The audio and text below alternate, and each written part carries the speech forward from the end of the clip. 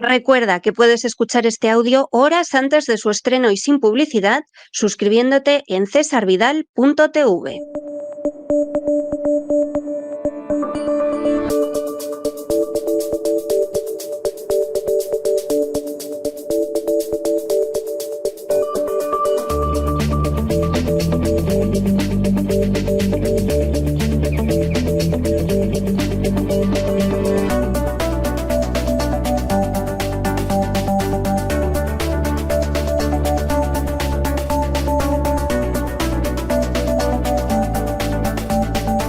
Despegamos con Lorenzo Ramírez.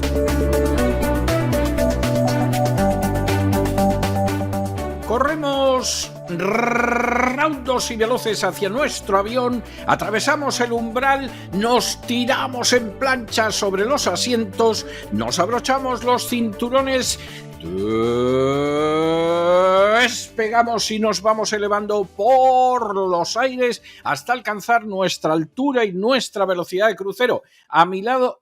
Hombre, don Lorenzo, esto de que entre usted con la bandera americana es un poco exagerado, pero vamos, se le ve a usted contentillo, no lo vamos a negar. Bueno, ¿qué nos va a contar usted esta noche? Bueno, yo espero que traiga usted café. Buenas noches, don César. Espero que traiga usted café. Lo que traigo es un sueño encima que, vamos, claro. No se lo salta un gitano, porque es que anoche yo me acosté a la 1:00 de aquí. Y me he levantado a las 5 mal contadas. O sea, esta noche creo que he dormido unas 3 horas y media. Hoy me he acordado mucho de usted porque hoy he hecho lo que suele hacer don César, que es llevar al mismo tiempo el horario de Estados Unidos y el español, porque yo al fin y al cabo suelo llevar solo el español y hoy me ha tocado llevar los dos a la vez. Además, pues he estado esta mañana en Negocios Televisión con José Bittner, con Mar Vidal y con algunos otros, pues muchos de ellos, ¿no? Oyentes de este programa y en alguna ocasión también entrevistados. Y la verdad es que hemos vivido una noche electoral en la cual solo ha habido un momento en el que ha habido ciertas dudas. Cuando se paraba el recuento, volvía el fantasma de la paradiña, volvía el fantasma de la congelación. Ha habido ahí serias dudas, sobre todo cuando... Aquí no se ha notado, ¿eh? O sea, bueno, vamos a ver... eximo de ese juicio las 3 horas y pico que he dormido, que yo me fui claro. Cuando yo me fui a la cama, a Trump le quedaban 20 y poquísimos. Ahí ha sido un poco el asunto, don César. Ahí ha sido el asunto porque además Kamala no salía, lo cual, bueno, esto es una gran anomalía. Normalmente el candidato que pierde sale y entrega la cuchara y luego sale el ganador. No ha comparecido Kamala, a estas horas todavía no ha comparecido. Nosotros estamos ahora a las 2 de la tarde, hora española, cuando estamos haciendo este programa. Sacó a una persona de su equipo a hacer unas declaraciones, además en las que abría la puerta a una posible impugnación, cuando planteaba esa idea de que cada voto cuenta. No descartemos que haya algún tipo de impugnación, porque evidentemente, como hemos ido contando en los últimos días, pues era un escenario que estaba sobre la mesa, pero es que la victoria ha sido completamente aplastante. Es que le ha sacado cerca de 5 millones de votos. O sea, sí, pero además ha sido desde el principio. O sea, sí. Yo lo seguí desde el principio, cuando todavía estaban cerrados y empezaron a abrir.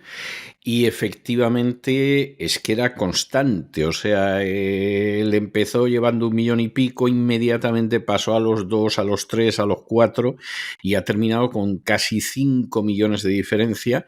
Y luego estados donde hubo un pucherazo escandaloso hace 4 años, pues que de pronto en algún momento parecía que se lo iban a llevar los demócratas y fue que no. Y hubo algún estado que incluso estuvo en el alero durante mucho tiempo porque iba ganando Trump. Por ejemplo, Virginia fue un estado que al final se lo ha llevado Kamala, pero vamos, la verdad es que estuvo muy a punto de llevárselo Trump, ¿eh? De los tradicionales, de los swing states, de los que hablábamos el otro día, los tradicionales 7 es el único que ha llevado Kamala Harris. Hay que decir que todavía sigue el recuento. En Arizona no han terminado. En Arizona, la verdad es que han sido los que han ido más lento. También es verdad que, como comentamos en el programa de ayer, pues cada uno gestiona un poco, sobre todo el final, el voto por correo y también la propia verificación de las actas. Y en Arizona pues están tardando un poco más, pero vamos, la victoria es aplastante. El New York Times, que estaba haciendo un seguimiento, y otros medios de comunicación en tiempo real daban la victoria desde el primer momento, como dice usted, don César, a Donald Trump. No falta en el titular del New York Times diciendo que ahora trae una era de incertidumbre para la nación. Bueno, pues no puedo estar más en desacuerdo con el titular del New York Times, precisamente lo que trae certidumbre. Es decir, aquí el peor escenario hubiera sido un empate técnico, un empate que hubiera fomentado, que hubiera alimentado esa idea de que realmente podía haber algún tipo de pucherazo. Yo creo que introduce certidumbre porque también entierra de alguna manera el fantasma, vamos a decirlo así, del fraude de las pasadas elecciones. No se va a hablar de ese fraude porque ahora evidentemente ese fraude no se ha producido, con lo cual pues también introduces un elemento de legitimidad democrática que creo que era necesario en el caso de Estados Unidos. También introduce certidumbre porque el Senado se queda en manos republicanas y el Congreso con más claridad todavía. Con más claridad todavía. Y el Congreso, vamos a ver, ¿eh? El Congreso ahora mismo, según los últimos datos, también está cayendo del lado republicano. Estamos 197 a 177. Y con las dos cámaras, controlando las dos cámaras, pues evidentemente va a tener posibilidades de sacar adelante sus reformas, de sacar adelante su política económica, su política exterior. También aleja otro fantasma del que se había hablado mucho en los últimos días, planteando, yo creo que de forma torticera, sobre todo elementos, ¿no? Que apoyaban la campaña de Kamala Harris diciendo que se iba a convertir Trump en una especie de dictador porque iba a aprobar reformas normativas para ir minando la capacidad del legislativo, llevando determinadas materias al Ejecutivo y así poder gobernar a golpe de decreto. Yo no sé si es que habían visto mucho a Pedro Sánchez o habían visto muchas películas, pero evidentemente esto no se va a producir, al menos hasta que vengan las elecciones de midterm, porque esto también hay que explicárselo a la gente. Dentro de 2 años hay elecciones al Parlamento otra vez y esto, pues podría variar, ¿no? En el discurso no ha sido muy, muy largo. Ha dejado hablar a J.D. Vance, al nuevo vicepresidente. Lo ha presentado. J.D. Vance ha estado muy inteligente porque ha hecho algunos comentarios, pero no le ha quitado protagonismo a Donald Trump. Un Donald Trump que le hemos visto muy cansado. No hay que olvidar que esta ha sido una campaña electoral completamente maratoniana. Durísima, durísima. Sí, con atentado incluido, también hay que decirlo, con una tensión creciente. El mismo Trump, cuando empezó la campaña, no sabía si le iban a dejar presentarse a las elecciones por lo civil o por lo criminal. Ha tenido persecuciones judiciales de todo tipo. No han conseguido aquellos que querían quitarlo de en medio, insisto, por lo civil o por lo criminal, quitarle de en medio. Bueno, yo le he visto como ya cuando te da el bajón, ¿verdad? Después de toda la adrenalina, parecía incluso mayor de lo que realmente es, muy cansado. Un Trump muy sobrio. No era el Trump ya de la campaña electoral, era el Trump de la presidencia de Estados Unidos. Y bueno, pues ya vuelve a ser presidente, ser presidente. No va a poder repetir porque la ley de Estados Unidos establece que no puede un presidente estar más de 2 legislaturas, con independencia de que sean o no consecutivas. Trump reedita de alguna manera el hito del único presidente con 2 mandatos no consecutivos, que era Grover el Bueno, ¿verdad? Grover Cleveland. Sí, Grover Cleveland. Sí, estamos hablando del siglo XIX, demócrata. Y bueno, pues esto también le da cierta certidumbre a la política de Trump, porque lo que haga lo va a tener que hacer en estos 4 años, ¿no? Entonces, me parece que el titular del New York Times no ha podido ser más desafortunado. Ha hecho también énfasis, ha puesto el foco Donald Trump en que hay que arreglar muchas cosas, un poco con esa idea del lema de campaña, ¿no? De "We will fix it", vamos a arreglarlo. Pero ha pedido paciencia, ¿no? Sobre todo a aquellos que piensan que en la primera semana ya se van a empezar a adoptar anuncios o a anunciar medidas. Insisto, ya acabó la campaña electoral, ahora Trump va a gobernar. No es una persona que no sepa cómo funcionan los resortes de la Casa Blanca, porque ya estaba ahí sentado. No, se los conoce, vamos, como... Mejor que antes, se los mejor conoce, que ¿no? antes, se podría decir. Eso es lo que quería un poco, ¿no? Que usted también aportara esa visión que usted me lleva indicando, ¿no? Desde hace mucho tiempo, de que este Trump no es el Trump del año 2000. No, este es un Trump que sabe muchas cosas ya y que ha visto cómo actúan muchos y que ha tomado nota. O sea, no está porque le engañen. Yo no me atrevo a pronosticar qué va a hacer Donald Trump en este segundo mandato. O sea, se lo digo como lo siento. Pero al mismo tiempo también le digo que es una persona que sabe mucho de lo que hay, que se ha enterado de lo que hay, porque en esos 4 años efectivamente se aprende mucho y si encima te la juegan y te roban la reelección, ni le cuento a usted. Pero, en fin, es una persona muchísimo más experimentada, muchísimo más curtida, seguramente también mucho más prudente que hace 8 años. Exactamente, ¿no? En esa prudencia y en eso no renunciar a determinados objetivos, sino conseguirlos de otra manera y no yendo a lo mejor tan de frente, ¿no? Porque hay una serie de estructuras que se mantienen con independencia de los presidentes de los gobiernos. Algunos los denominan el gobierno en la sombra, otros el estado profundo, son cosas distintas, pero sin ninguna duda, bueno, pues hay unas estructuras que se mantienen, hay unas estructuras económicas, hay unas estructuras militares, hay unas estructuras tecnológicas. Él en su discurso ha dicho que va a proteger a los genios de Estados Unidos, poniendo a Elon Musk como ejemplo. No ha especificado cuál va a ser el cargo, hay muchas dudas sobre cuál va a ser el cargo de Elon Musk, si finalmente tiene uno. Se le pone al frente de algún tipo de oficina presupuestaria, pues va a tener, o de fiscalización del gasto público, que es un poco eso lo que había dicho Donald Trump, va a tener una capacidad limitada. Es decir, en esto también hay que ser muy claro. El gasto federal estadounidense, federal hablo, el gasto que depende directamente de Casa Blanca, sobre todo a nivel de empleados, no alcanza ni siquiera el 15% el gasto total de Estados Unidos. Ahí el dinero se va en lo que se va siempre, que es en gasto militar, en transferencias, pensiones, también en los sistemas médicos, que Trump en principio no va a tocar, al menos no es un tema del que haya hablado, por lo cual la capacidad de eficiencia en este sentido sería limitada. Es posible que lo incluya dentro del Consejo de Asesores Economistas, que podría cobrar más protagonismo después de unos años en los que bajo la administración Biden, pues la verdad es que ha sido eso la casa de Tócame Roque, con BlackRock y JP Morgan haciendo lo que les ha dado la gana. Algún analista esta mañana con el que yo hablaba me planteaba eso, que BlackRock podría perder peso. Bueno, yo también creo que es una quimera, ¿no? A mí eso me parece que es más deseo. Eso es wishful thinking totalmente. Sí, porque es que ¿quién va a sustituirlos, no? Igual que antes estaba Goldman Sachs haciendo ese papel, incluso algunos lo denominaban Goldman Sachs, pues esa muleta financiera, ese BlackRock está ahí, ese Vanguard está ahí, los grandes fondos, grandes gestoras, y luego un JP Morgan, que al fin y al cabo es de quien está dependiendo todo el sistema financiero de Estados Unidos, con esos depósitos que han ido de las entidades regionales a JP Morgan a ir engordando, ¿no? Un poco su balance. El propio Jamie Dimon, que era uno de los aspirantes, aunque él siempre ha dicho que no, ser el nuevo secretario del Tesoro con un gobierno de Kamala Harris, se quitó de en medio públicamente, porque él era consciente de las encuestas y de la realidad de lo que había y de esa intención de voto, porque como usted muy bien explicó en el programa ayer, el Partido Demócrata, y hoy se ha confirmado, ha mentido en un intento, yo creo, desesperado por intentar movilizar el voto, pero hablaba de un empate en el que no creían ni siquiera ellos. No.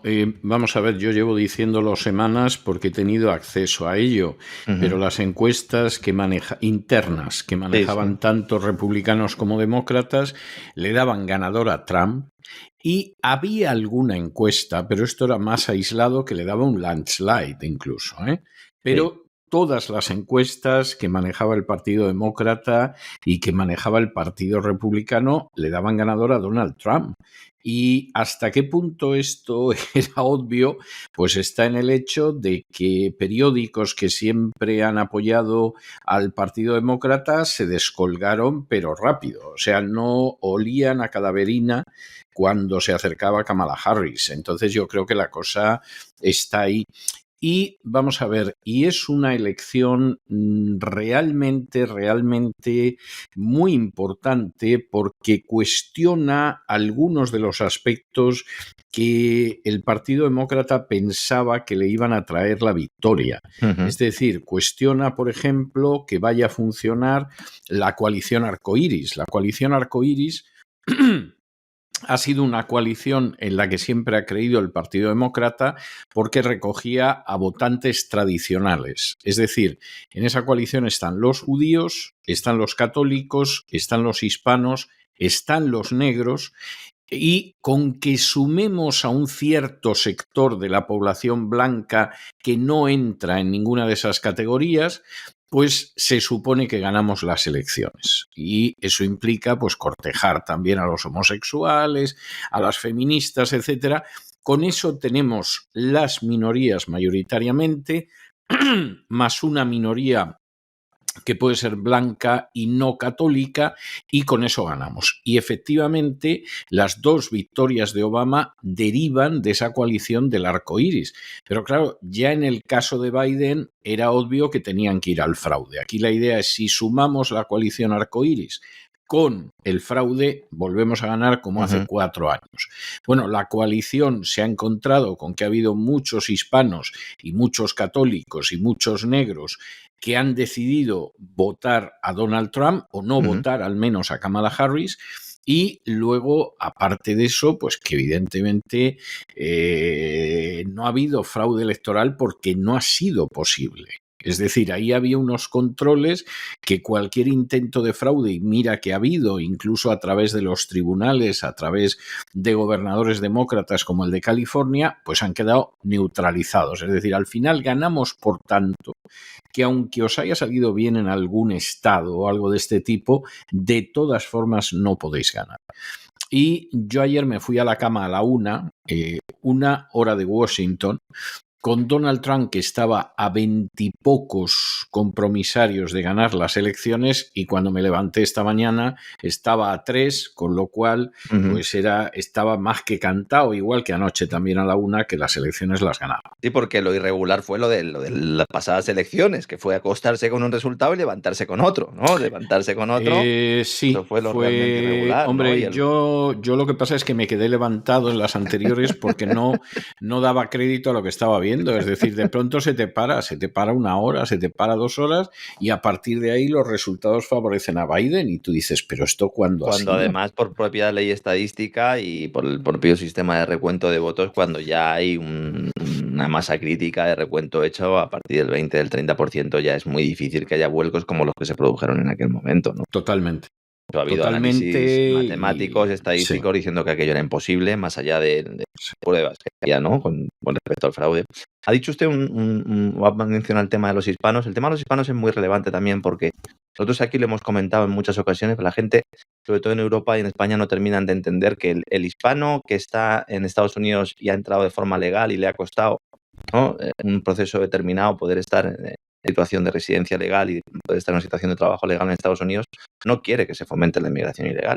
No, y además es algo... Es curioso, porque aquí, vamos a ver, en España, en Europa algo menos, pero en España mucho, se tiene una idea de Estados Unidos cuyo punto de contacto con la realidad es pura coincidencia. Entonces, bueno, piensan en una población anglosajona, racista, contraria a la inmigración. O sea, todo esto es falso y demuestra la ignorancia y la estupidez de los que sostienen estos puntos de vista. Los más opuestos a la inmigración ilegal en Estados Unidos son hispanos. Y además, gente, bueno, pero algo encarnizado, ¿eh? O sea, algo encarnizado. Yo he estado en algún debate en alguna de estas ocasiones y tenía que intentar templar al hispano porque mi postura es totalmente contraria a la inmigración ilegal. Pero bueno, es que estos ya saltaban, levantaban la voz y todo. Y fundamentalmente porque yo pienso que sienten que su posición, que es una posición mucho mejor que la que tenían en su país, se puede ver amenazada. Claro, entonces, evidentemente. Claro, salvo aquel que está pensando en traerse al primo Orlando o a la prima Lupe, pues evidentemente la gente que ya está establecida aquí, todo lo demás, es que no quieren que lleguen. O que esté viviendo de una prestación. Claro, por eso, vamos a ver, y luego, claro, hay que ver también cuál es el lugar de origen. Es que los hispanos en Estados Unidos, el 80% son mexicanos. Es decir, la gente está equivocada, le da un valor a los cubanos de la Florida enorme. No, los cubanos de la Florida tienen un peso importante en el sur de la Florida. En el sur de la Florida. Y cualquiera que mire el mapa de Florida, por ejemplo, ve que los demócratas han ganado en zonas hispanas. El condado de Miami-Dade han ganado los demócratas. Y sin embargo, vas más hacia el norte, que es población angla. O sea, para encontrar un hispano es difícil.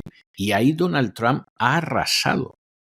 Es decir, esto hay que tenerlo en cuenta. Entonces hay muchos hispanos que son contrarios, pero luego, por otro lado, incluso sectores hispanos, como pueden ser los cubanos, que se supone que votan encarnizadamente a favor de los republicanos, pues tampoco es cierto. Depende de si reciben ayudas o no reciben ayudas.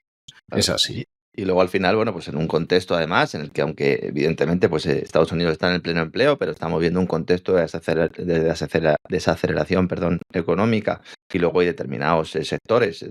Hay un mayor componente laboral migratorio o de inmigración o de personas que han llegado a otros países, pues evidentemente también afecta. México, de hecho, es uno de los países protagonistas. Según iba avanzando el recuento, iba cayendo el peso, iba sufriendo mucho la divisa mexicana, porque evidentemente pues Trump ha dejado muy claro que tienen el objetivo a México y que si México no colabora a la hora de frenar las oleadas migratorias, les va a poner un arancel del 25% a todos los productos, lo cual sería pues un absoluto desastre, no solo para el caso de México, sino también para muchas empresas que compran insumos en México y que tienen fábricas en México.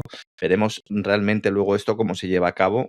Justo un día antes de las elecciones le preguntaron, en el propio meeting hizo referencia a Claudia Sheinbaum, a la nueva presidenta de México, y dijo: no la conozco, me dicen que es una mujer amable, pero si no me ayuda a detener el flujo de criminales y drogas, le voy a poner un arancel del 25% a todos los productos, ¿no?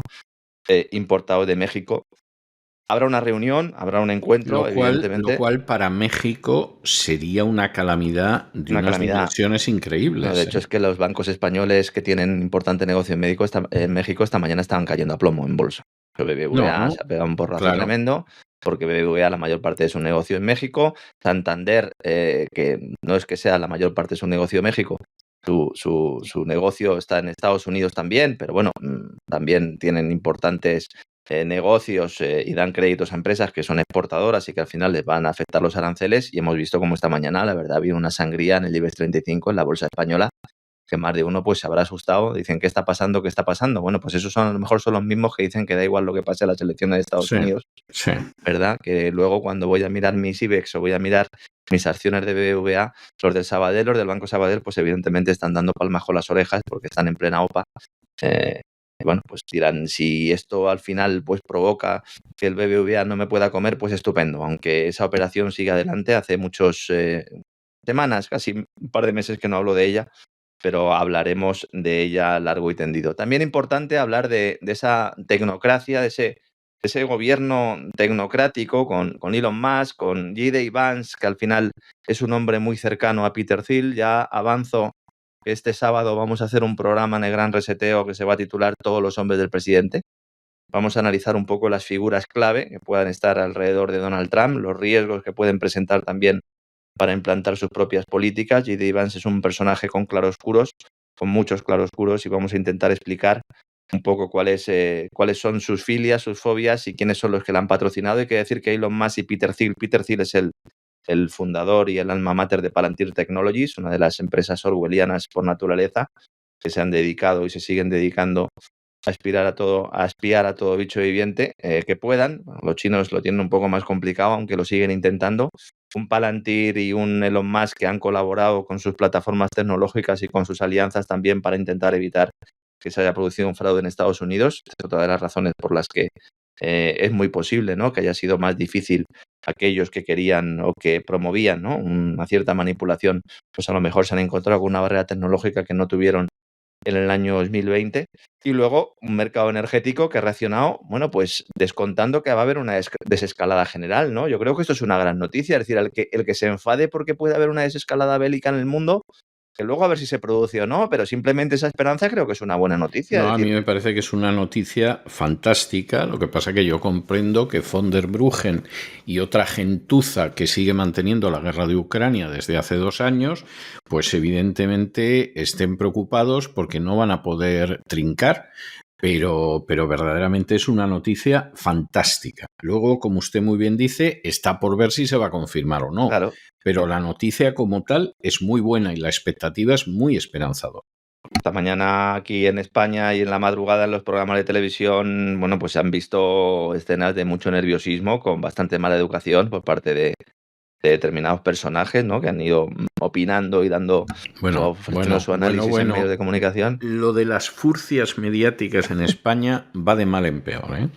También ha habido alguno en Estados Unidos, porque claro. MSCBN ha habido una en Florida que decía que Florida se convierte en un estado fascista a partir de ahora. Digo, hombre, pues es que yo me he encontrado con gente así, o sea que no me pero sorprende. Lo de España esta mañana ha sido tremendo. Ha sido algo que dices, pero ¿cómo? Misógino, le han llamado dictador. Machista, fascista. Bueno, ¿cómo ha podido degenerar de tal manera, porque no se puede calificar más que de degeneración, la clase periodística en España? O sea, en términos generales son inútiles, sectarios, embusteros, maleducados, ignorantes. O sea, es que lo ves y dices, pero bueno, ¿cómo han podido sacar esto? O sea, han ido recogiendo en una escombrera de los licenciados de derecho a esta gente. ¿O qué? Aquí hay un elemento que es el que causa el verdadero enfado en determinadas personas, y es que esta votación en Estados Unidos ha sido un bofetón a un modelo social, a un modelo económico, a un modelo institucional que nos querían vender como el futuro de la nueva generación, como el futuro del gran reseteo, y los norteamericanos le han pegado un puñetazo encima de la mesa y han dicho, no señores, por ahí no pasamos. Y eso es un problema, porque si no tienes a Estados Unidos, si no tienes al gobierno de Estados Unidos al frente de todo ese proceso, es muy difícil que tú luego puedas justificar llevarlo a cabo en tus países, en tu continente. Es decir, cuando Ursula von der Leyen felicitaba con la boca pequeña y mordiéndose la lengua en las redes sociales esta mañana a Donald Trump diciéndole que iba a colaborar en la alianza transatlántica, pues evidentemente lo que estaba es ofreciéndose, poniéndose de rodillas con ese síndrome de Estocolmo que tiene la Unión Europea y que a ver cómo afronta ahora. Bueno, pero vamos a ver, más que síndrome de Estocolmo, lo que pasa es que la Unión Europea está controlada por la OTAN. Claro. Pero encima les gusta, por eso digo lo del síndrome de Estocolmo, parece que les gusta, ¿no? Bueno, esto ya es algo por demás, ¿no? Esto es como cierta ministra feminista que yo conocí, que era una persona inteligente, pero que tenía un novio que le pegaba con una fusta. Y además el novio enseñaba la fusta, porque la llevaba debajo del asiento del conductor en el automóvil. Y entonces tú decías, pero bueno, esta tipa que está hablando continuamente del feminismo, de no sé qué, de pitos y flautas, y luego tu novio te atiza con una fusta y encima presume de ello. Y la lleva en el coche, era una fusta portátil en este caso, ¿no? Por si acaso no era grande, no era grande, era una fusta pequeña, de esas que se ven en las películas que lleva el oficial inglés debajo del sobaco, ¿no? Sí, con los guantes con los guantes quitados, ¿no? También, ¿no? Con los guantes y la fusta, ¿no? Eso ya, esos detalles los desconozco, pero lo de la fusta era así, encima el tío enseñaba la fusta. Y tú dices, madre mía, ahí era la feminista. En este caso la escoba, don César, en este caso en la escoba, lo que ha tenido que guardarse Ursula von der Leyen, que decía, felicito calurosamente a Donald Trump. Sí. La Unión Europea y los Estados Unidos son más que simples aliados. Sí. Estamos unidos por una verdadera asociación entre nuestros pueblos que une a 800 millones de ciudadanos. Trabajemos, pues, juntos en una agenda transatlántica sólida, siga brindando resultados para ellos, para esos ciudadanos, ¿no? Pues, Úrsula, eras la candidata de Joe Biden a ser la secretaria general de la OTAN. Y ahora pues tienes un problema. Tienes un problema porque además, es que yo esta mañana cuando estaba viendo los recuentos, empecé a pensar en esas reuniones del G7, don César, en esas cumbres que se produzcan en el futuro, con un Donald Trump cantándole las 40 a todos estos que han estado bailándole el agua a Joe Biden, de Olaf Scholz, imagínense si Olaf Scholz se ponía prácticamente de rodillas en el despacho oval, imagínense cuando llegue Donald Trump y le diga, ¿te acuerdas de lo que te decía yo, de lo de la alianza con Rusia? ¿Te acuerdas de lo que te decía hace unos años? Una Giorgia Meloni que yo creo que pues va a poder sacar aún más pecho, ¿verdad? En este contexto, en esas reuniones del G7. Yo creo que Trump ahí va a tener cierta complicidad con von der Leyen. Un Orbán que evidentemente pues también gana enteros. Una Turquía, Erdogan esta mañana también felicitaba a Donald Trump. Vamos a ver un movimiento internacional importante. Esa idea que yo hoy he puesto un poco en el titular del Despegamos, reconozco que quizás un poco con trampa, porque la verdad es que no podemos poner titulares muy largos y una de las ideas era miedo en la Unión Europea. No, miedo en la burocracia europea. Que hay países de la Unión Europea que no tienen miedo a este resultado, que de hecho lo están esperando, ¿no? También teníamos a Zelensky, que vive en su realidad paralelos, absolutamente. Es una realidad paralela, pero es paralelos.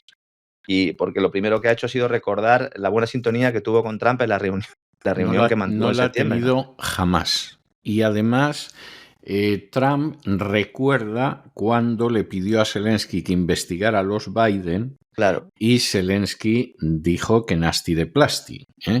O sea que Zelensky yo me temo que no le llega la camisa al cuerpo en estos momentos, en una situación militar además malísima para Ucrania. Porque les están dando unos golpes en los últimos meses verdaderamente terribles y tienes a militares de altísima graduación diciendo que el frente se les desploma un día u otro. El propio Rutte, secretario general de la OTAN, ha incidido, en lugar de pedir apoyos para la guerra de Ucrania, ha dicho que hay que promover la paz a través de la OTAN. Vemos cómo Rutte se pone también un poco de perfil en este sentido. Rusia no ha querido ser muy clara a la hora de aplaudir la victoria de Trump por motivos evidentes, y lo que ha indicado es que la relación con Estados Unidos pues dependerá un poco de lo que haga este nuevo presidente, este nuevo viejo presidente, y que solo se puede ir a mejor porque es imposible empeorar la relación con Estados Unidos, lo cual, bueno, pues no deja de ser también una idea interesante por parte del Kremlin. Un Putin que ha estado hablando con Donald Trump. Veíamos algunas informaciones publicadas hace unos días. Ha estado hablando durante estos últimos años, como es evidente, y bueno, ahora lo que toca es sentarse a la mesa. Van a obligar a Zelensky a sentarse, a asumir esa nueva frontera ucraniana. BlackRock y JP Morgan están apretando desde hace mucho tiempo, ya lo hemos comentado también aquí en este programa. Antes de final de año tienen que empezar a gestionar esa supuesta reconstrucción. Eso no va a cambiar con Donald Trump, eso se va a llevar adelante. Aquí la diferencia es el papel que pueda tener Estados Unidos, lo que es la administración de Donald Trump en todo ese proceso, que deje a los buitres, y nunca mejor dicho en este caso, pues sobrevolar el país y saquear lo que se pueda, ¿no? Evidentemente, pues esto tendrá unas consecuencias también para el mercado energético. Hemos visto cómo esta mañana el petróleo iba a la baja. Yo creo que la decisión de la OPEP de aplazar esa apertura del grifo hasta enero va a ser una decisión que van a mantener en enero. Es decir, dudo mucho que vaya a aumentar la oferta de crudo por parte de los países OPEP, porque el petróleo tiene que ir a la baja, a no ser que se produzca ese ataque iraní contra Israel que no ha llegado y que parece que de momento no va a llegar. Por lo menos sería muy extraño, ¿no?, que Irán planteara esto con Trump recién llegado. Ha dicho Trump en su discurso: déjenme el petróleo a mí, tenemos más petróleo y gas que cualquier otro país en el mundo, incluidos Arabia Saudí y Rusia, y vamos a aprovecharlo. Esto no es verdad, pero es una exageración. Las reservas probadas de crudo de Arabia Saudí y Rusia son mucho más grandes que las de Estados Unidos, pero sí, evidentemente, es una declaración de intenciones también a ese mundo de las energías renovables, a ese mundo que nos están intentando vender, un mundo completamente descarbonizado que, como hemos explicado aquí, por activa y por pasiva, es absolutamente imposible, es una gran quimera, ¿no? Entonces vuelve el petróleo, sería otro de los grandes titulares.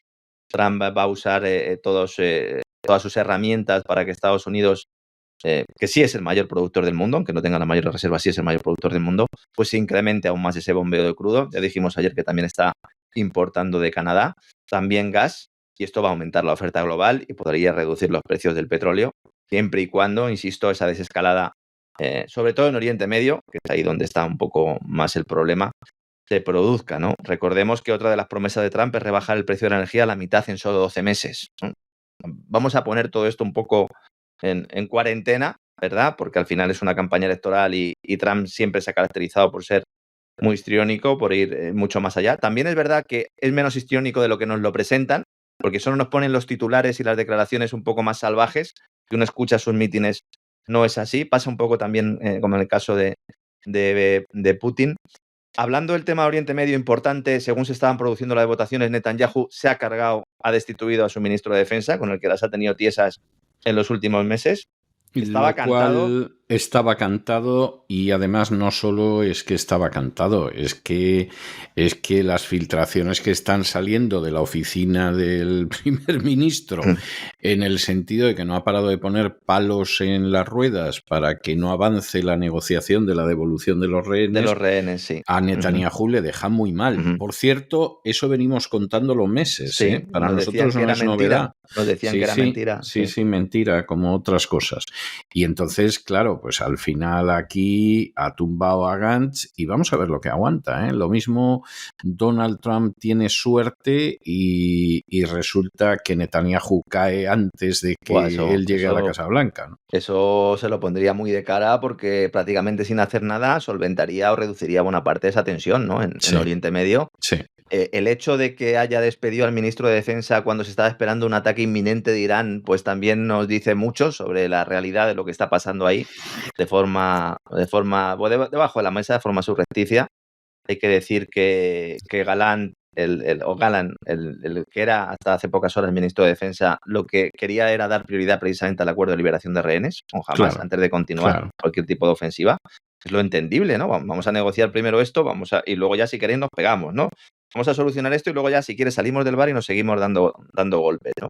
Y Netanyahu no estaba dispuesto porque Netanyahu, y esto es muy duro de decirlo, pero más duro es hacerlo, está utilizando a los rehenes para mantenerse en el poder. Esto es gravísimo. De hecho, han salido muchos ciudadanos a la calle, las calles de Israel, para protestar por esta destitución, como ya sucedió en su momento, porque ya lo destituyó una vez. Lo destituyó en marzo del año 2023, precisamente porque se opuso el ministro de Defensa a esos planes controvertidos, sin ninguna duda, para reformar el sistema judicial israelí, quitarle el poder a la Corte Suprema y blindarse el propio primer ministro, ¿no? Y ahí ya las tuvo tiesas con el ministro de Defensa, con el actual, o hasta ahora, ministro de Defensa. De hecho, también salió mucha gente a la calle en aquel momento, en una noche que se conoció a partir de entonces como la noche de Galán, ¿no? Como para resumir un poco esas protestas públicas en varias ciudades de Israel. El que lo sustituye es un tipo sin ningún tipo de experiencia militar. Bueno, pues es una marioneta. Israel Katz, que es el actual ministro de Asuntos Exteriores, coge la cartera de defensa y se espera que el otro aliado de Netanyahu, Gideon Sa'ar, que se sumó a la coalición del gobierno a finales de septiembre, que era ministro sin cartera, que esto también es tremendo, ¿no? Dice, bueno, ¿y usted es ministro de qué? Bueno, de momento no lo sé, ya lo será en el futuro. Pues es posible que se convierta en nuevo ministro de Exteriores. Como dice usted, don César, la coalición es frágil, pero sigue manteniéndola. Sí, Netanyahu, la coalición se mantiene. Lo que tiene es a la oposición como el bicho del pantano, porque están diciendo que el único que no estaba loco del todo, el único que había posibilidades de que hiciera algo bien, pues era el ministro de Defensa. Y que, claro, Netanyahu no puede decir que el ministro de Defensa no lo hacía bien cuando estuvo hace pocos días en la Knesset, en el Parlamento israelí, y estuvo soltando que no tenían nada más que éxitos militares y que habían matado a Nasrallah y a otros y que iban de maravilla, ¿no? Y entonces, después de decir que todo va de maravilla, coges y te cargas al ministro de Defensa, lo cual es absolutamente inconcebible, pero esa es la realidad. Ahora mismo Israel está librando una guerra en 7 frentes. Si se quiere, son frentes pequeños, son frentes limitados, etcétera, pero en 7 frentes.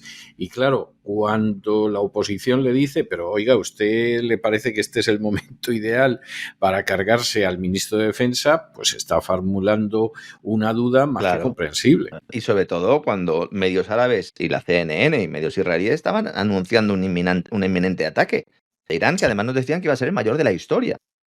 Claro, le han preguntado, el gobierno de Irán al final pues también ha comparecido porque ha habido muchas declaraciones, estamos aquí intentando resumirlas todas para que nuestros oyentes tengan una visión de conjunto que creo que es interesante en el día de hoy. El gobierno de Irán ha dicho, oigan, a nosotros nos da igual quién gana las elecciones, no estamos preocupados y mantenemos nuestros planes. Bueno, eso es lo que tienen que decir, pero evidentemente eso no es así. Es verdad que el Partido Demócrata con Joe Biden llegó a un acuerdo en octubre del año 2022 con el gobierno iraní para permitirles saltarse las sanciones por la puerta de atrás, para ir pues lubricando ese mercado petrolero y ir reduciendo ese precio del galón para que los ciudadanos norteamericanos pues no sufrieran un poco menos ese impacto inflacionario, al menos en materia energética.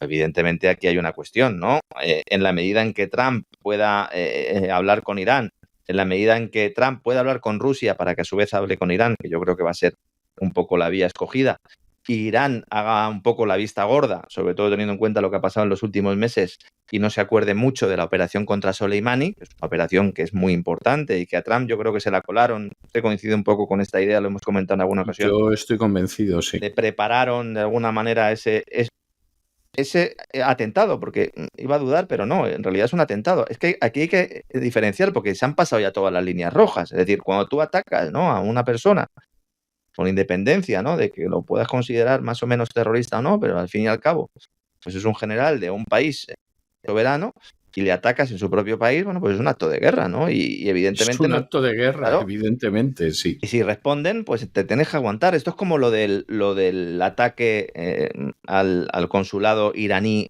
en territorio sirio que hizo Israel. Claro. Pues es un acto de guerra, evidentemente.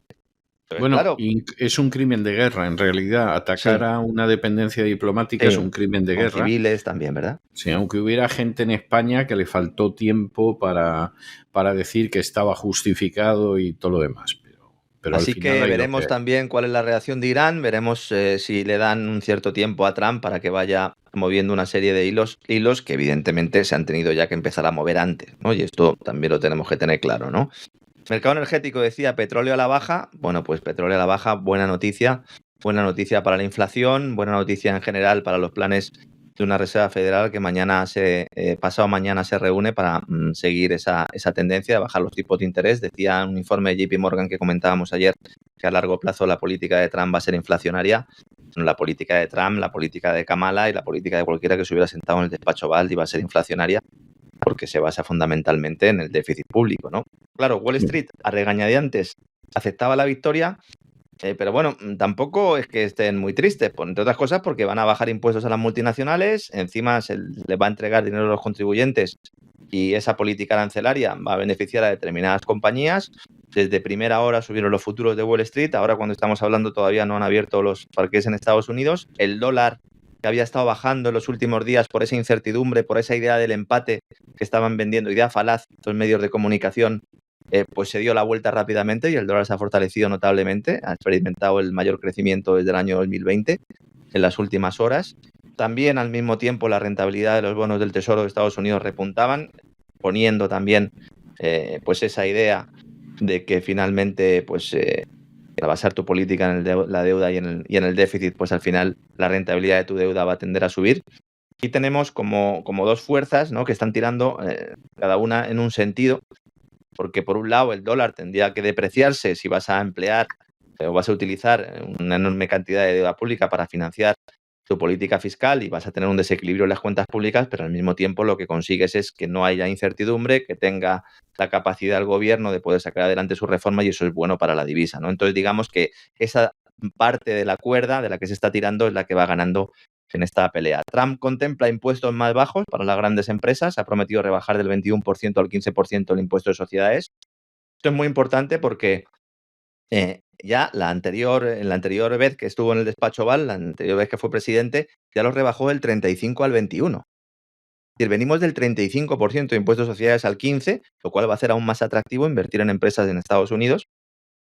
Eso sí, a cambio, pues va a poner una serie de muros, una oleada de aranceles que probablemente, y sin el probablemente, pues tendrá una presión alcista en los precios. Y veremos lo que sucede, veremos también si cumple con otra de las promesas con respecto a China, otro de los países importantes que tenemos que tener en cuenta en el análisis de hoy. Él ha prometido que iba a poner un arancel del 60% a todos los productos chinos. No es complicado que esto lo lleve a cabo porque hay muchas empresas estadounidenses, ya no solo los consumidores que compran productos chinos, sino empresas estadounidenses que necesitan los insumos chinos para desarrollar su propia actividad. Pues veremos si finalmente lo cumple o no. Y yo lo veo complicado. Yo lo veo complicado también, sí. Sí, era lo que iba a decir. O sea, que quiera intimidarlos y tal, pero me temo como yo punto mucho. De partida para una negociación puede servir. Sí, pero no mucho más allá. Al final hay un acuerdo, China lo ha demostrado en la reunión de los BRICS, China no quiere romper evidentemente con Estados Unidos, no le interesa, hay una relación de interdependencia a muchos niveles y a China le interesa mantenerla y a Estados Unidos también. Veremos si a pesar de que haya cierto enfrentamiento dialéctico, luego al final este tipo de medidas se llevan a cabo. El gobierno chino también ha sido muy cauteloso a la hora de valorar los resultados. También es verdad que hay que entender un poco la cultura china. O sea, China no se va a pronunciar sobre ningún presidente. Dice que esto es una cuestión que responde a los asuntos internos del país norteamericano y que no va a plantearse ninguna hipótesis. Bueno, a lo mejor cuando ya finalmente, ¿no?, en enero, ya oficialmente Trump sea el presidente, pues entonces a lo mejor sí que plantean alguna idea. Eso sí, pues han destacado en primer lugar que respetan la decisión del pueblo estadounidense, algo que no respeta el gobierno norteamericano cuando hay elecciones en otros sitios del planeta. Sí. Y claro, y luego han planteado esa idea del respeto mutuo, a la coexistencia pacífica y la cooperación que ofrezca ventajas para ambas partes, que es el mensaje que lleva defendiendo China pues, en las últimas décadas, sin ninguna duda, ¿no? En el caso de Europa, el problema es mayor en el caso de los aranceles porque se está planteando, Trump también ha indicado en la campaña que iba a poner un arancel general del 20% a todos los productos. Esto es un problemón porque en estos momentos una de las épocas en las que más exportaciones está haciendo Europa a Estados Unidos. Y aquí estarían todos los productos afectados, porque un arancel del 20% a nivel general, evidentemente, pues generaría problemas, ¿no? Ya en la anterior legislatura ya Trump puso la punta de lanza también en la economía europea. Es verdad que la economía europea ahora está hecha unos zorros, que Alemania está completamente destruida, que Francia tiene una crisis fiscal tremenda, que solo se sobrevive con unos datos tuneados mediante el dopaje presupuestario en España y en algún otro país. Eso de que España sea el país que está creciendo a golpe de gasto público, yo creo que lo dice todo sobre el estado de la Unión Europea, y tampoco va a tener que hacer mucho, ¿no? Para acabar con la economía europea Donald Trump. Los problemas vienen de antes. Ursula von der Leyen, en el foro de Davos, hicimos un especial, como hacemos todos los años, el pasado enero, dijo, aquí lo destacamos, que el mayor peligro para el mundo era Donald Trump. Eso dijo, que no eran ni las guerras ni el cambio climático, no, que era Donald Trump. Entonces, el mayor peligro, ¿para quién? Pues precisamente para esa burocracia que ha estado trabajando para el mal durante tanto tiempo en la Unión Europea, ¿no? ¿Caminará sola la Unión Europea? ¿Facilitará esto impulsar el plan Draghi? Yo me temo que este es el gran punto negro. Es decir, van a aprovechar para exponernos que hay una necesidad de ser más autónomos. Mándatela que nos vendan ahora esta idea, pero nos la van a vender. Nos van a decir que tenemos que ser independientes. Se pueden ustedes tirar de los pelos, porque de verdad es para tirarse de los pelos, y todo ello mediante el endeudamiento masivo, ¿no? Acicate para elevar el gasto militar en la Unión Europea a costa de los servicios sociales. Va a haber, porque lo primero que va a hacer Trump es lo que hizo también la última vez. Oigan, señores, yo voy a poner menos aquí dinero y ustedes van a poner más. Eso para empezar. Eso para empezar, ¿no? El euro, pues evidentemente está sufriendo en las últimas horas.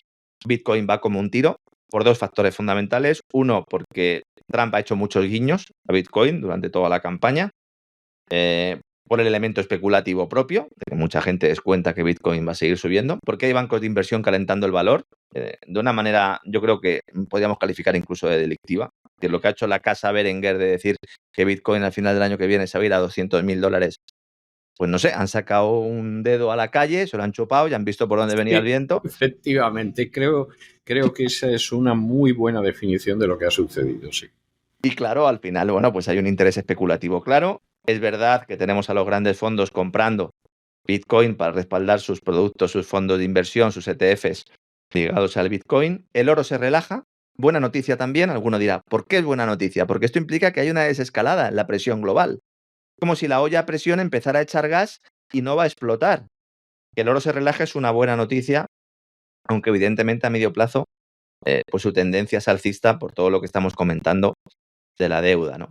Básicamente ese es el resumen que podemos hacer de las primeras horas, de los primeros momentos desde que se ha producido, desde que ya conocemos esa victoria de Donald Trump. Algunos pensará, bueno, ¿y en España? ¿Cómo nos afecta en España? Bueno, pues además del tema bancario y de todas las empresas que puedan estar exportando a Estados Unidos y de empresas que hayan basado en países de Centroamérica o de Hispanoamérica, que hayan basado parte de su negocio, pues pueden ver cómo sufren. Y sobre todo también pues determinados productores que pueden comprobar y pueden asistir a un incremento de los aranceles. Pueden poner en cuarentena los casi 20.000 millones de euros aproximadamente que exportan las empresas españolas a Estados Unidos. Estados Unidos el año pasado fue el sexto mayor destino de productos españoles, solo por detrás de Francia, Alemania, Reino Unido, Portugal e Italia. Hay que decir que a China se exportaron unos 8.000 millones de euros. A Estados Unidos casi 20.000, para que todo el mundo se pueda hacer una foto de lo que hay. Y es verdad que en los últimos meses el nivel de exportaciones a Estados Unidos había reducido con respecto a los datos de 2023, pero evidentemente pues se podrían reducir aún más si hay aranceles o no. En España, además, tenemos como una gran noticia esa afirmación que ha hecho Sánchez, que es un chantaje pues absolutamente abyecto, absolutamente despreciable. Luego ha intentado arreglarlo, pero ligar las ayudas, las posibles ayudas, las ayudas fake a los valencianos afectados por esa gota fría a conseguir sacar adelante los presupuestos generales del Estado y a obligar a determinados partidos políticos a que apoyen el proyecto fiscal de Pedro Sánchez, no, pues insisto, es lo más rastrero que se ha podido hacer en política fiscal. Ha estado muy feo, sinceramente. Fíjense que se han hecho cosas en materia presupuestaria. Fíjense si ha habido maletines. Recordamos todos a esos elementos de Coalición Canaria que venían a Madrid cuando estaba gobernando el PP, ¿verdad? a recoger su maletín correspondiente. No estoy hablando de sobornos, ojo, estoy hablando de partidas presupuestarias que se enviaban a determinadas comunidades autónomas. Luego ya como se gastaran o no, pues eso ya era responsabilidad de esos políticos autonómicos. La verdad es que el gobierno español traspasa líneas rojas cada día. Sánchez está usando la catástrofe de Valencia para chantajear al resto de partidos políticos, planteando esa idea de que aprueban los presupuestos generales del Estado elaborados por Montero o que no va a llegar ni un euro a los damnificados. Yo aquí les voy a hacer un pequeño spoiler. Aunque los presupuestos generales del Estado salgan adelante, es muy posible que tampoco llegue el dinero a los afectados. No, dé usted por seguro que no va a llegar. O sea, a los afectados seguro que no. Es decir, que luego le llegue a los empresarios, a las ONGs, etcétera, eso es bastante posible. Pero pare usted de contar. Miren, de los 10.600 millones de euros anunciados, que ya ayer casi abuela pluma tenía en la pantalla cuando estaba haciendo el programa, cuando estábamos haciendo el Despegamos, tenía las primeras declaraciones de Sánchez y el primer esbozo de nota de prensa del gobierno. Y decíamos, seguramente la mitad sean avales. Bueno, la mitad son avales del Instituto de Crédito Oficial. Es decir, lo que ha hecho Sánchez es decirle a los valencianos, decirle, miren, van ustedes a pedir créditos al Instituto de Crédito Oficial y ustedes mismos se van a avalar. Ustedes mismos y el resto de españoles se van a avalar. Y si no pueden pagar, pues entonces ya vendrá Hacienda en el futuro a pagar. Es decir, les anima a endeudarse para salir del pozo. El resto de ayudas son ayudas directas y universales. Bueno, pues está por ver cómo se van a llevar a cabo, ¿no? Y además plantea, dice, oiga, que yo para poder entregar poco más de 5.000 millones de euros, pues claro, si quitamos los avales y nos quedan unos 5.000 millones de euros, tengo que aprobar unos nuevos presupuestos generales del Estado. Fíjense hasta dónde llega la mentira, que sin presupuestos generales este año, que están prorrogados, los de este año, los de 2024, Sánchez está hablando de los de 2025, pero los de 2024 están prorrogados también. De lo que llevamos de año, Hacienda ha elevado la recaudación fiscal en 15.000 millones de euros. Es decir, está recaudando 15.000 millones de euros más que el año pasado por estas mismas fechas. Entonces, tiene 3 veces más de lo que necesitaría para ayudar, según el paquete aprobado por el gobierno para enviar a los afectados por la crisis. ¿Por qué no manda los 15.000 millones de euros directamente? Para que vean hasta dónde llega esta gran mentira, ¿no? Una gran mentira porque los presupuestos generales del Estado lo que incluyen es nuevas subidas de impuestos. Que no están contentos con este récord de ingresos fiscales y van a tener aún más subidas de impuestos. Estamos recaudando como nunca ha recaudado el Ministerio de Hacienda en toda la historia. Esto no es que yo me repita mucho, es que cada mes baten un nuevo récord. Según los últimos datos de la agencia tributaria, las arcas del Estado han roto en septiembre la barrera de los 200.000 euros de ingresos. 200.000 millones. Desde luego, es de Guinness de saqueo, ¿eh? ¿Sí? O sea, sinceramente lo digo, es algo verdaderamente de escándalo. Y luego no cubren un solo servicio de manera medianamente decorosa ni por recomendación del médico, pero no será porque no roben a los contribuyentes, porque es que no se les puede, bueno, no me atrevo a decir no se les puede robar más, porque aprovecharon Sí, claro. la catástrofe de Valencia para reunirse y subir todavía más los impuestos. Estamos hablando insisto, más de 200.000 millones de euros de ingresos. Son 250.000 millones de euros en concreto, frente a los 190.000 entre enero y septiembre del año pasado. Alguno dirá, bueno, pero es que ha habido un crecimiento económico notable que justifique todo esto. Pues no, porque aunque nos creamos las cifras del Producto Interior Bruto, si España está creciendo del orden de alrededor de un 1,5, un 2%, un 2,5%, si nos creemos las previsiones o los datos más optimistas del gobierno, vemos que en el IRPF la recaudación ha aumentado un 8%. Y estaríamos viendo que la recaudación en el nivel en el impuesto sobre la renta creció 4 veces más que el Producto Interior Bruto. La recaudación en el impuesto de sociedades, a pesar de que muchas grandes empresas se escaquean de pagarlo, es decir, al final lo que han pagado las pequeñas y medianas empresas se eleva a un 7,7%. Y luego en impuestos indirectos, en el IVA la recaudación sube un 6%, a pesar de que hay un descenso en el consumo. Es decir, baja el consumo, pero la recaudación de IVA sube. Y luego los impuestos especiales también suben mucho más que el Producto Interior Bruto, un 5%.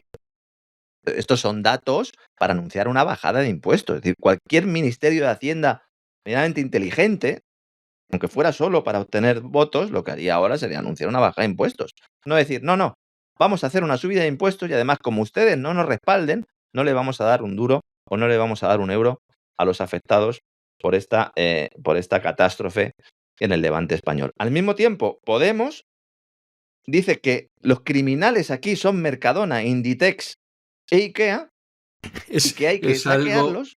de verdad, lo de Podemos, yo es que tengo la sensación de que se toman la pastilla equivocada. He visto a Irene Montero diciendo que la Sí, sí. victoria de Donald Trump es el triunfo del machismo. Sí, sí. Esta mujer no es más tonta todavía porque no entrena, pero da vergüenza ajena.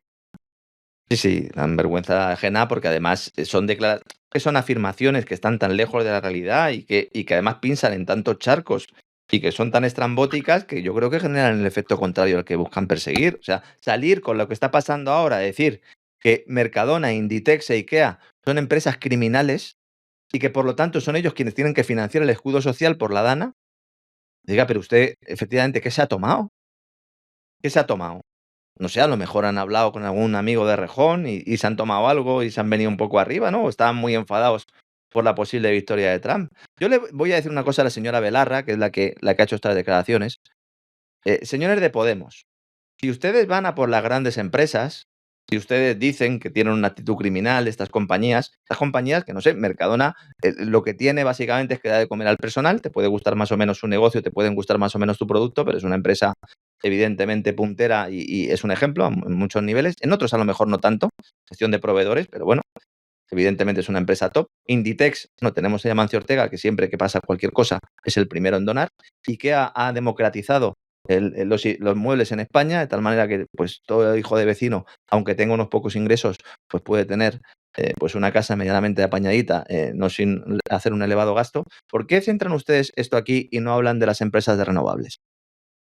¿Por qué no hablan, señores de Podemos, de las empresas de renovables que están ya con mapas peinando la zona afectada para ver qué territorios se pueden quedar para poner unos paneles fotovoltaicos o para poner unos aerogeneradores o para trincar algún dinerito de la política hidráulica e hidrológica del gobierno? Porque en eso, que es la Agenda 2030, Ah, amigo. Podemos está totalmente involucrado. Hombre, Pablo Iglesias fue ministro de la Agenda 2030. Por cierto, la señora Yone Belarra, yo no sé cómo no se ha retirado de la vida pública después de aquel vídeo que salió hace ya bastante tiempo, donde mostraba que se pone unas bragas moradas, siempre las mismas, cuando tiene que defender causas importantes. Las bragas de la suerte, ¿no? Podríamos decir en este caso. Las bragas de la suerte, sí, Ujú. sí, pero lo terrible es que la periodista que estaba cubriendo la información le dice, ¿y no me las prestarías? Y Sí. entonces Yone Belarra dice, eso sería too much. Y tú dices, pero, ¿en qué manos estamos? O sea, verdaderamente, ¿en qué manos estamos? O sea, una señora está en el Congreso y cifra el éxito de sus intervenciones Sí. no en los argumentos, en la razón, en el bien común, sino en que se pone unas bragas moradas. O sea, vamos a ver, es que esto en otra ocasión habrían encerrado a esa persona en un manicomio donde seguramente merece estar y le hubieran dado un tratamiento adecuado. Y ya lo de la periodista ni te cuento. Esto Vamos, sería la o sea, evolución de la pata de conejo, ¿no? sí, sí. Sin pata, en este caso, ¿no? A Podríamos bragas decir, ¿no? moradas, claro que sí, sí, porque lo de la pata de conejo, a saber. Pero es algo, tú dices, pero bueno, ¿y esta gente es la que está viviendo de esto? O su compañera diciendo hace unos días que los diputados no están para limpiar barro. No, no, es que no No, están para están coger para una pala. lanzárselo a los ciudadanos, evidentemente, ¿no? Bueno, esa imagen, ¿no? También famosa del secretario general de Comisiones Obreras, intentando hacer como que trabajaba encalando una pared, quitando una pintada y en cuanto desaparecen las cámaras, pues le da los aparejos al operario que luego siguió Naturalmente. realizando ese trabajo, ¿no? O como las imágenes que hemos visto en muchas Claro, porque ocasiones. le dijeron, Manuel, no te acerques a la pared que te va a Que te llenar va a de llenar cal, de de ca, cal, que te va a de llenar. cal, de cal. Y entonces él se apartó, porque es muy bien mandado. Este es el que decía que había que tomarse cervezas y vivir, ¿no? Porque son 2 días, ¿no? Mientras tanto, ¿qué está haciendo Yolanda Díaz, ministra de Trabajo? Bueno, pues sigue en sus 13. Yo de verdad, es inaudito lo que está ocurriendo. Intento huir muchas veces de determinados enfoques porque creo que la realidad es mucho más exagerada incluso de cómo la contamos. Y miren que la contamos de forma No, cruda. no, no, no. La realidad es muchísimo peor. O ¿No sea, se le ocurre otra nosotros. cosa a Yolanda Díaz, don César, que mandar inspectores de trabajo a la zona afectada por la catástrofe de la gota fría? Bueno, pero a mí eso no me sorprende. A perseguir a los negocios. Oiga usted, ¿qué hace con esto cerrado y tal? ¿Cómo que qué hago con esto cerrado? Mira, es que esto no lo puedo abrir. Oiga, ¿y usted, y dónde está el trabajador que tendría que estar aquí? ¿Le está usted pagando? Pero vamos a ver, ¿es el momento de mandar inspectores de trabajo ahí? Sí, sí es el momento porque pueden robar. O Esto sea, es muy se van a claro, encontrar con una situación en la que van a poder acusar a todo el mundo de todo claro, y claro, entonces se da claro. la circunstancia de que merece la pena porque van a poder robar. O sea, esto es muy triste, ¿eh?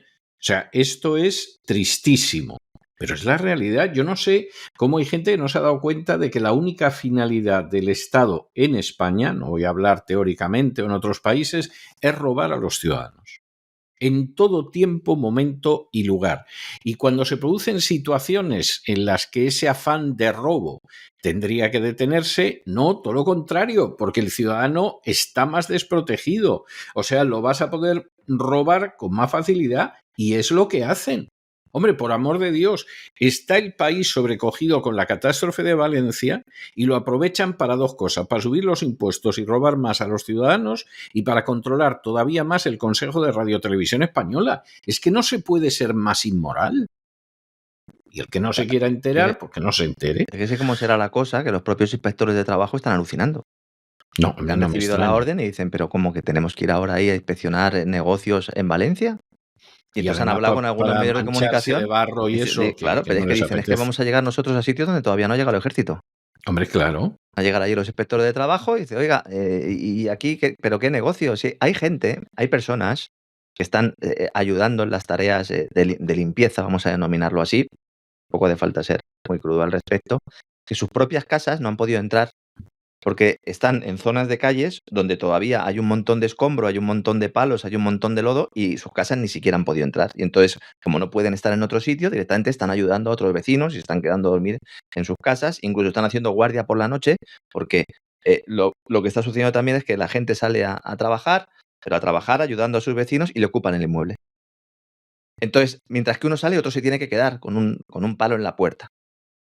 Entonces, en lugar de mandar fuerzas de cuerpo de seguridad de Estado, o mandar inspectores, o mandar a quien quiera a Yolanda Díaz para evitar esto, no, manda a los inspectores laborales, ¿no? De todas maneras, lo que se ha llevado la palma, porque alguno realmente se ha dado cuenta de lo que estaba pasando, los oyentes de cesarvidal.com, cesarvidal.tv, cesarvidal.fm, todas nuestras plataformas ya lo sabían, porque llevamos mucho tiempo diciéndolo, pero al final ha sido una pillada histórica, ha sido un gran marrón lo que ha sucedido en el propio Ministerio de Igualdad, una reunión en la que la ministra de Igualdad, Ana Redondo, pues estaba dando una serie de consignas a todos los altos cargos para que lanzaran unos determinados mensajes, para que aprovecharan la crisis. Y digo bien, aprovecharan la crisis porque resulta que en el primer mensaje que publican en las redes sociales hay varias imágenes y una de ellas se ve a una de las asistentes a la reunión, a esta especie de cumbre del Ministerio de Igualdad, vamos a llamarla así, con un papel manuscrito con las notas que había ido tomando al respecto, ¿no? Rápidamente ese tuit desaparece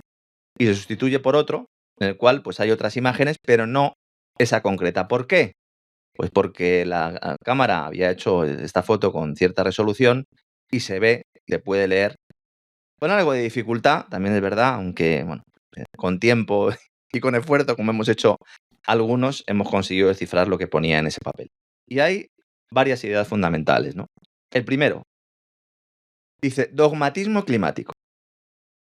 Plantear que el negacionismo climático mata. Y que Pero frente a qué ello, sí, hijos de Satanás, de verdad. y que frente a ello solo hay que acudir a los técnicos y a los científicos. Esta idea es tramposa también, porque no es a los técnicos y a los científicos, es a los técnicos y a los científicos que defiendan esta idea. Cuando Sánchez en su intervención ayer habla de cómo el cambio climático mata, no dice directamente que el negacionismo climático mata, pero es ese mensaje, el mismo. Entonces, una de las ideas principales, pónganse en situación, Ministerio de Igualdad, centenares de muertos, centenares de desaparecidos, una crisis institucional de caballo que venimos contando, ese programa especial del lunes, si no lo escucharon, ahí tienen un buen resumen, ¿no? El programa de Cristina Seguí, hoy hay una entrevista con Pilar Esquinas, van a tener ustedes mucho contenido. Pero pónganse en esa situación. Lo normal es que el que llegara allí a tomar notas llegara pues, con las manos temblando ante una catástrofe, una crisis humanitaria, no, con un mal cuerpo. Pues no, la idea es, hay que defender el dogmatismo climático, hay que aprovechar. De hecho, ponen como punto principal, este es nuestro momento. Sí, hombre, claro, porque lo han visto. Claro, este es nuestro momento. Ahora que viene Tenemos el que aprovecharlo. desastre y hay gente que se ha muerto, Claro. pues manipulamos a la opinión pública para dirigirla en la dirección que queremos. Es de ser unos auténticos canallas. Pero así de claro. Dicen, este es nuestro momento, hay que aprovecharlo. Hay que aprovechar y vender la idea de que el poder de la transformación y la reparación de las políticas públicas es clave. Vemos ya la idea de transformación, que es algo que también lanzó Sánchez en esa rueda de prensa, cuando dice vamos a transformar la Comunidad Valenciana. Prepárense, de verdad, los valencianos. Todo usando fondos públicos y defender que los impuestos es la auténtica solidaridad. Y otro punto principal en esa reunión de igualdad es, como le vamos a meter una clavada a los españoles antológica, vamos a decir que el que no respalde esta subida de impuestos realmente también es responsable de los muertos en Valencia. Ya está. Fíjense lo que pero estamos es que es diciendo. así. Bueno, pero es que es la típica manipulación.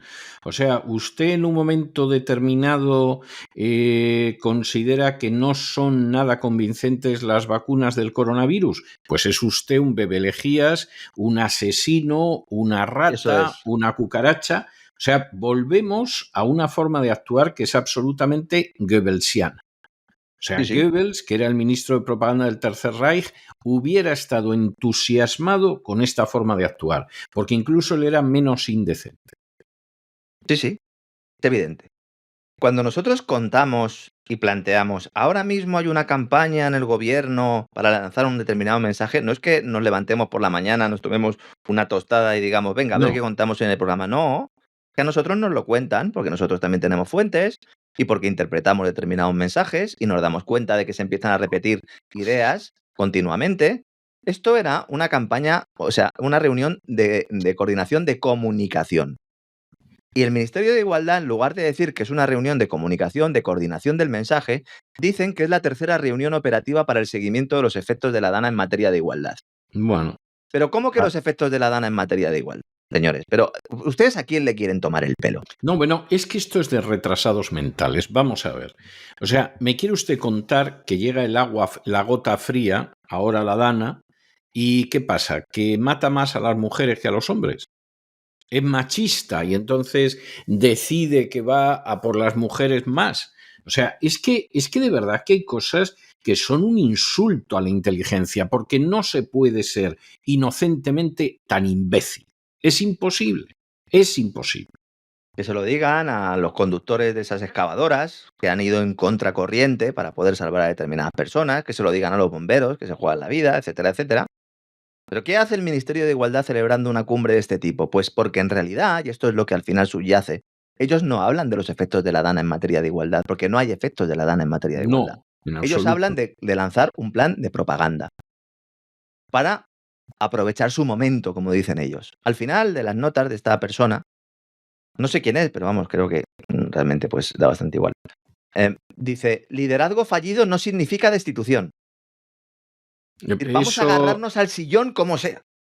Eso es importante que se sepa, porque hay gente que debe estar muy asustada con lo que pueda acontecer, entonces que quede claro que no van a perder el pesebre. Eso es. Hay que dejar muy claro, tanto a nuestras filas, a nuestras bases, como de cara a la población, que el liderazgo fallido no significa sustitución, lo cual es asumir que hay un liderazgo fallido. Están asumiendo. Bueno, es reconocerlo y claro, que además se les puede caer el pelo, ¿no? Bueno, pues eso no significa que nos tengan que destituir. Eso es. Y luego al final dice, no tengamos ansiedad, tenemos un plan. Tranquilos. ¿Que hay centenares de muertos? Tranquilos. ¿Que hay una crisis humanitaria tremenda con, bueno, digo centenares de muertos y miles de víctimas? Claro, al final pues hay muchas personas que lo han perdido prácticamente todo. Que hay que realizar un plan de infraestructuras tremendo, que hay que priorizar, que hay que determinar responsabilidades, da igual, tranquilos, no os pongan nerviosos. Como dicen ahora los chavales, de chill, como dicen en España. Tranquilos. Chiléate, no ansiedad. Tenemos un plan. ¿Qué plan? Que el dogmatismo climático, el negacionismo climático mata, que hay que defender las subidas de impuestos y que hay que defender nuestro sillón, aunque tengamos un liderazgo fallido. Y, por supuesto, el que se oponga es un asesino, va en contra de la ciencia y tenemos todo el derecho a machacarlo. Así es, así es. Y para terminar ya, en el día de hoy, el gobierno va a tener que desactivar otra bomba, en este caso de los funcionarios, a cuenta de ese sistema, de ese servicio, el servicio Muface, el sistema que, bueno, pues lleva en España en marcha mucho tiempo y que permite a los empleados públicos elegir si quieren estar dentro del sistema de la seguridad social o si quieren estar en un sistema de seguro privado costeado por la propia administración. El 70% de los funcionarios, de los empleados públicos, cuando les dan a elegir, eligen estar en el servicio del seguro privado. Y este seguro Por privado... algo será. Claro, bueno, pues es que al final este tipo de datos son los que nos indican un poco la confianza que tiene el propio empleado público, ¿no? En el propio sistema público. Pero bueno, más allá de ello, esto lo hemos comentado en muchas ocasiones, este sistema poco a poco dijimos que cuando llegara Mónica García, la ministra de Sanidad, se lo iba a cargar, porque lo había dicho previamente. Ella cuando llega dice, bueno, yo me lo quiero cargar, pero yo soy ministra de Sanidad, yo no tengo competencias en materia de función pública. El Ministerio de Función Pública se lo dan a Escrivá, y Escrivá, que estaba preparándose, ¿no?, para luego ser gobernador del Banco de España y que pues tiene otros intereses, como hemos explicado también aquí en el programa, mucho más ligados al sector financiero y mucho más ligados a las burocracias europeas. Dice, a mí no me metéis este marrón, y al final el marrón le ha caído a Óscar López, que debe ser jefe de gabinete de Pedro Sánchez y luego pues pasar una etapa en el ostracismo, pues es amigo de Pedro Sánchez desde hace casi 2 décadas y le ha puesto al frente del ministerio y se va a tener que comer este marrón. ¿Qué es lo que ha pasado básicamente? Bueno, pues que el gobierno no está ofreciendo suficiente dinero a las empresas aseguradoras y entonces cuando se abre el concurso pues no acuden y se ha quedado desierto. Y entonces las aseguradoras no van. Dice, oiga, por este precio yo no voy. No voy a entrar si las aseguradoras o no tienen razón. Es posible que a lo mejor el gobierno esté ofreciendo poco dinero, pero si el gobierno está ofreciendo poco dinero y las aseguradoras dicen que no acuden al concurso, ¿qué va a hacer el gobierno? Por aquí el problema es de una falta de previsión. Si tú te quieres cargar el sistema de Muface, porque es un sistema que evidentemente está otorgando privilegios a unos ciudadanos, porque el resto de ciudadanos no podemos elegir, la seguridad social la tenemos seguro, y si queremos además tener algún tipo de asistencia privada, tenemos que hacer frente también al coste de la prima correspondiente. No, pues evidentemente si quieres acabar con este sistema de privilegio, no, pues crea un plan ordenado. 5 a 10 a 15 años y acaba con ese programa. Para eso tienes que hacer una dotación presupuestaria, que no es que nos falte dinero, que estamos ingresando, que Hacienda se está haciendo de oro. Es decir, tienes facultades, tienes cierto margen, como el déficit ya no importa y da igual, porque vemos los datos de Francia, vemos los datos de Italia, y al final el déficit español incluso va a ser inferior. No, pues aprovéchalo y soluciona este problema. Pues en lugar de eso, creas un problema adicional. El sindicato de funcionarios, CESIF, ha convocado una huelga y rápidamente el gobierno ha dicho, no, una huelga ahora de funcionarios con la que está cayendo, imposible. Así que, bueno, pues ahora mismo se está trabajando en el departamento de Óscar López para ofrecerles a las aseguradoras más dinero y por lo menos extender un sistema de Muface, que yo sé que nos escuchan muchos empleados públicos, a veces se enfadan con lo que digo, otras me dan la razón, pero yo les mando desde aquí un mensaje. Este sistema se va a acabar, se va a agotar. Bueno, eso yo creo que muchos son conscientes y están con el alma en vilo, porque se ven venir lo que va a venir y están con el alma en vilo. Aquí hay el problema de previsión, es del que hablamos siempre. Es decir, una persona que tenga programada una operación dentro de 5 o de 6 meses o que no la tenga programada pero que esté en un tratamiento para operarse de determinadas enfermedades, se les está diciendo por parte de los profesionales sanitarios cuando van al médico, el médico del seguro, que en muchas ocasiones es un médico que también pasa consulta por la seguridad social y el consejo que les están dando es, miren, yo y ustedes lo que haría sería pasarme ya a la seguridad social, salirme de este sistema, porque si no al final les pueden obligar a salir de forma abrupta y sin realmente pues haber cerrado una serie de circunstancias que son fundamentales, sobre todo a la hora de establecer tiempos para tratamientos, para determinadas operaciones. Es verdad que si un funcionario, si un empleado público, perdonen que a veces hable de funcionario y empleado público como si fueran dos cosas iguales, no lo son evidentemente, pero si un empleado público quiere pasarse a la seguridad social, bueno, pues hay mecanismos para que ese cambio pues sea lo menos traumático posible. Pero claro, si esto se hace así por las bravas,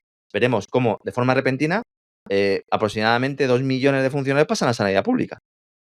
Sí. De repente, claro, si ya tenemos un problemón de listas de espera, si ya tenemos un problemón de deterioro del servicio, luego además hay que tener en cuenta que muchos de estas personas pues tienen una importante edad, al menos desde un punto de vista de análisis demográfico, universo envejecido lo califican algunos.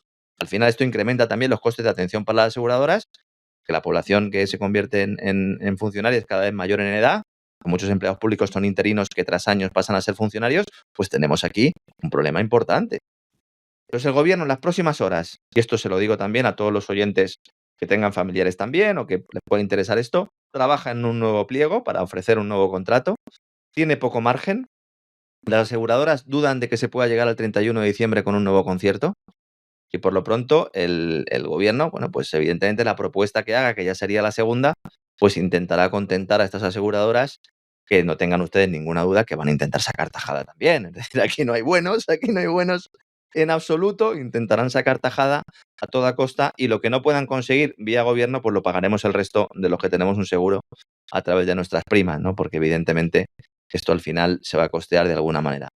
Yo creo, mi opinión es que lo solventarán porque supondría tener otro gran problema social en España, que tener en cuenta que son muchas personas las que están dentro de este sistema y como siempre pues se ilustra hasta qué punto pues las cosas se hacen de hoy para mañana, no hay ningún tipo de previsión, no hay ningún tipo de política de Estado y al final pues nos damos de bruces con una realidad que día tras día pues intentamos aquí exponer de la mejor o de la peor manera. Espero que les haya gustado a nuestros amigos el programa, la verdad es que ha sido otro programa intenso. Sin duda. Seguiremos hablando de esa legislatura, de esa nueva legislatura Trump y prometo hacer un perfil de todos estos personajes que están alrededor de Donald Trump y que, bueno, pues pueden traer también algún quebradero de cabeza a esta nueva presidencia en Estados Unidos.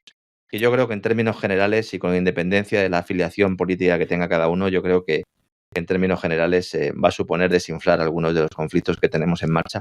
Y aunque sea solo por eso, vamos a intentar alegrarnos, aunque sea solo un poquito, señores. Sí, aunque solo sea por eso y en fin, y sin que sirva de precedente.